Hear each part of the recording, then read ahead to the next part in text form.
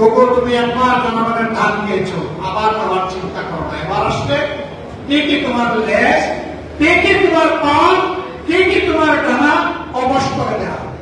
বলবে যে আপনাদেরকে জনগণ ভোট দিয়েছে, তার প্রমাণ কি? 70% জনগণ হার পক্ষে ভোট দিয়েছে, এটাই তার প্রমাণ।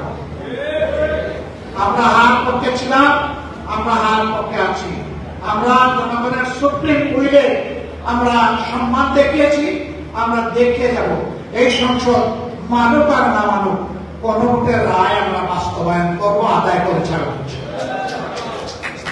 অতীতের রেকর্ড এই বাংলাদেশে আছে। ক্যাম্পেকার সহজে আসে না। ওই রকমই আমাদের একটা বিল ফেলে দেওয়া হয়েছিল। আমরা বলেছিলাম, চেয়েছিলাম সংসদের অধিকার দিয়ে দিলেন আমাদেরকে জনগণের কাছে নিয়ে দিয়ে। আমরা জনগণকে নিয়েই দাবি আদায় করবো এবং দাবি আদায় করেছি।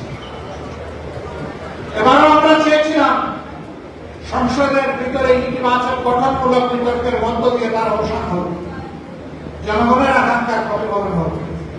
না, এই সংসদ আমাদের আকাঙ্ক্ষাকে উপলব্ধি করতে, সম্মান করতে ব্যর্থ হয়েছে।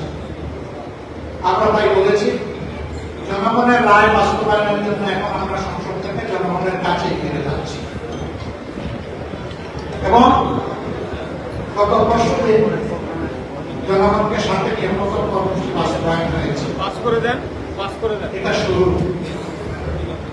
এর ভিতর দিয়ে ইনশাআল্লাহ যে আন্দোলন গড়ে উঠবে, এটা কোনো দল, ব্যক্তি, গোষ্ঠীর জন্য হবে না, এটা হবে 18 কোটি মানুষের জন্য।